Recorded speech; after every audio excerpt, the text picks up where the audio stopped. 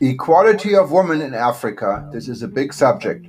Good day. My name is Jürgen Steinmetz from Livestream in Honolulu. And yes, we are going to South Africa. And we went to South Africa this morning when Livestream facilitated the technical platform for the Women of Value Africa discussion in cooperation with the African Tourism Board.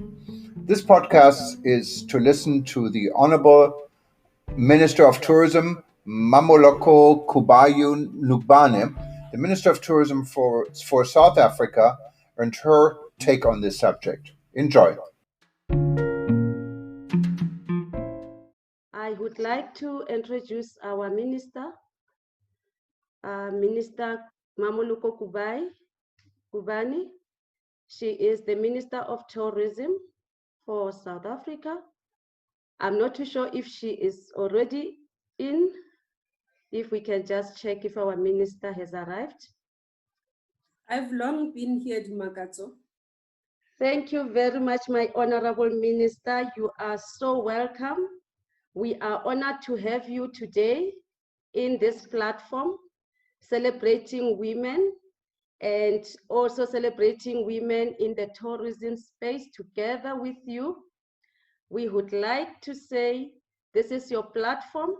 As we said, this is the last day of August, which is Women's Month in South Africa. And we would like to have you as our leader in this day to take us through your plans that you have for women in the tourism space, as well as in Africa. As we in South Africa, as women in tourism, we're looking forward to work with other women. And we say in South Africa, it's a country for all, and we are celebrating it today with our fellow Africans and even other guests who are coming from other countries. You are welcome. The stage is yours. I thank you. Thank you very much. Acknowledging Dimakatso, thank you for the invite and as well those words. Let me acknowledge the ambassador, US ambassador to South Africa, Dr. Lana Marx. Acknowledge Professor Talib Rafai. Acknowledge UNWTO Africa Program Officer, hope she's here, Ms. Lydia Hum. ATB Ambassador, Ms. Abigail. ATB Executive Chairperson, Mr. Ngube. ATB Women's Committee Acting Chairperson, Dr. Maureen Tong. Women of Value Africa Chairperson and ATB Ambassador, Ms. Angela Diamante. I saw my brother here as well, Thibaut Touch. Ladies and gentlemen, I do note that there are quite a number of people who are in the tourism sector, both in South Africa, on the continent and globally, who have joined us. I want to take this opportunity to thank you for inviting me to share my views in this virtual platform as we mark the last day of the month of August, which in our country is celebrated as Women's Month, and pay tribute to women who are here, those in our sector, our country and globally, who have continued to play a major role in developing our nations and making our world a better place. And we continue, as we continue, let us continue the fight for gender fairness, gender justice, until we rid the world of gender inequality. We have nothing to lose but our oppression as women. Earlier today, we had a media launch of this year's Tourism Month, the September month, which starts tomorrow. Our launch marked a kickstarting of activities that we'll undertake in the month of September as part of our domestic marketing campaign, so that we can get more South Africans to explore their own country. You'd note that, ladies and gentlemen, in South Africa currently, as we currently do not have international tourism, and I'll deal with that as I speak. We only focus now as part of our recovery strategy on domestic tourism. We've made domestic tourism the first pillar upon which our tourism recovery depend on after the devastating impact of COVID-19. both in our sector and in our country. Indeed, COVID-19 brought the tourism sector to a standstill and actually brought to a sharp relief how gendered the fault lines of the tourism sector are. The loss of livelihoods in the sector has had a disproportionate impact of women as compared to men and others, because we found that women have been worst off affected. In light of this development, and as we are busy working on a plan to ensure that tourism sector recovers, I think it is timely for us to have this discussion about the role of women in the tourism value chain. The role of women in the sector has to be highlighted so that unfairness and gender injustices can be dealt with decisively during the recovery period. The question we normally ask, or we have to ask ourselves, is why is it that women are making very slow progress towards the achievement of gender equality? Or is it the responsibility of women alone to ensure that there is gender equality? Half of the world's population is made up of women, yet women largely invisible in the world of work. According to UN Women, women still have major barriers to overcome in order to achieve gender equality in the world of work. The game in the world of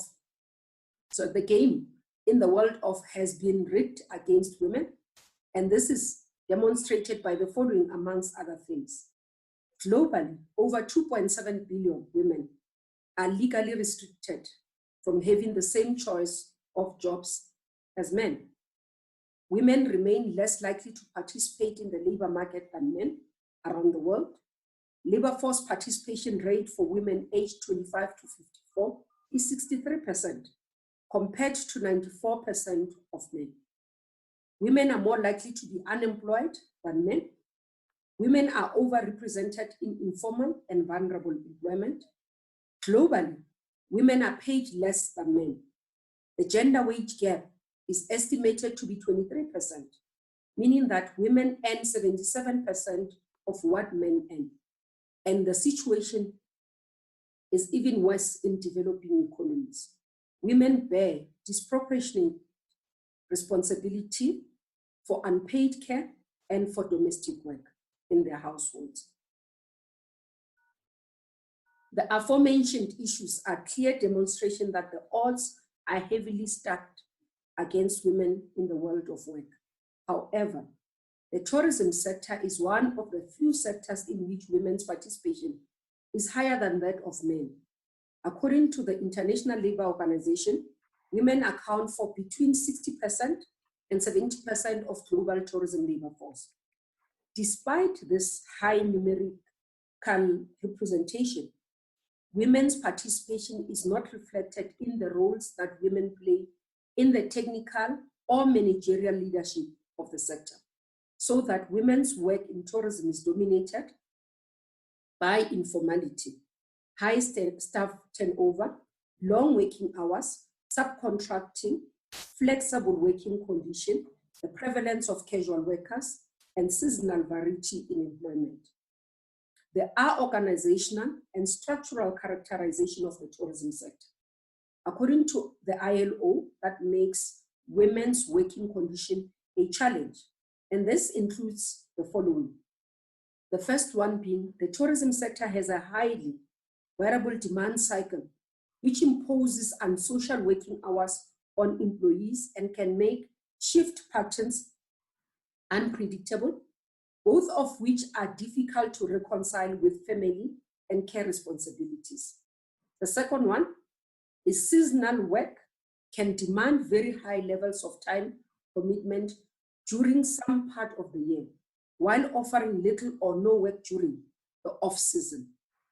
The third one, business can be located at some distance from residential areas, particularly in poorer countries and communities, imposing both travel and time costs on women who frequently have limited access to both financial and time flexibility of resources. The last one, certain work areas, notably hotel and restaurant kitchens, are traditionally male preserves in terms of employment opportunities and work culture.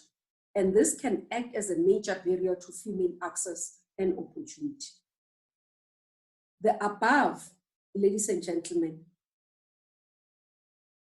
the above mentioned are the structural and organizational challenges that we need to deal with in order to make the role of women in tourism more meaningful and their working conditions more bearable. As we mark the 25th anniversary of the 4th World Conference on Women and Adoption of the Beijing Declaration and Platform for Action, we need to take on what has been achieved towards gender equality, particularly in the tourism sector. So meaning we need to take stock of this, assess what has been achieved, is it sufficient?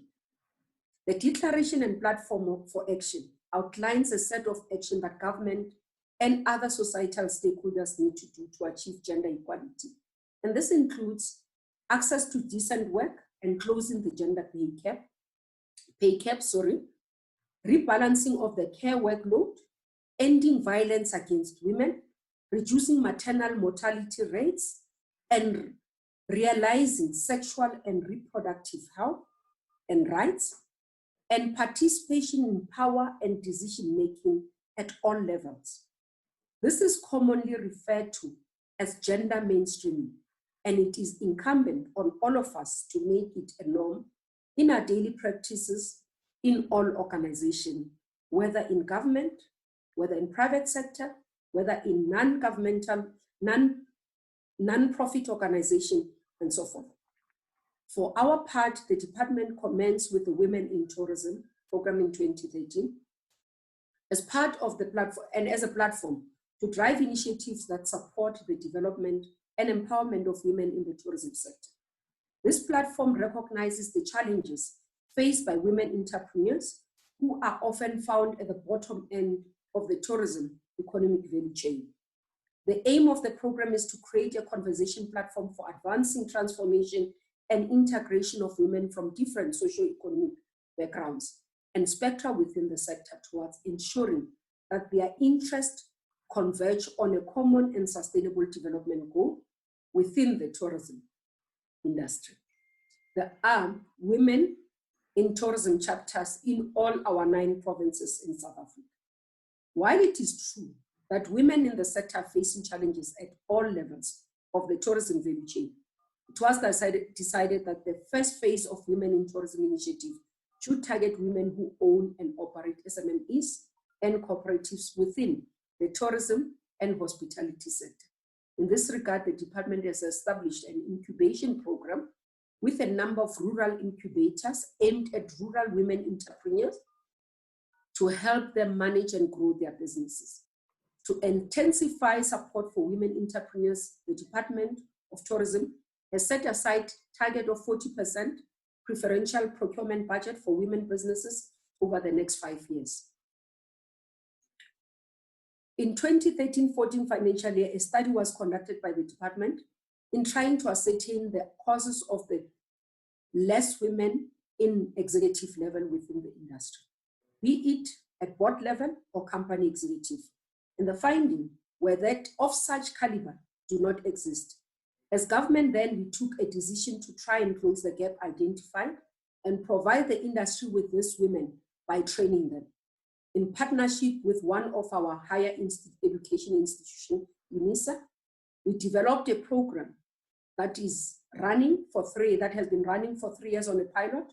So far, the program has produced 60 women who graduated.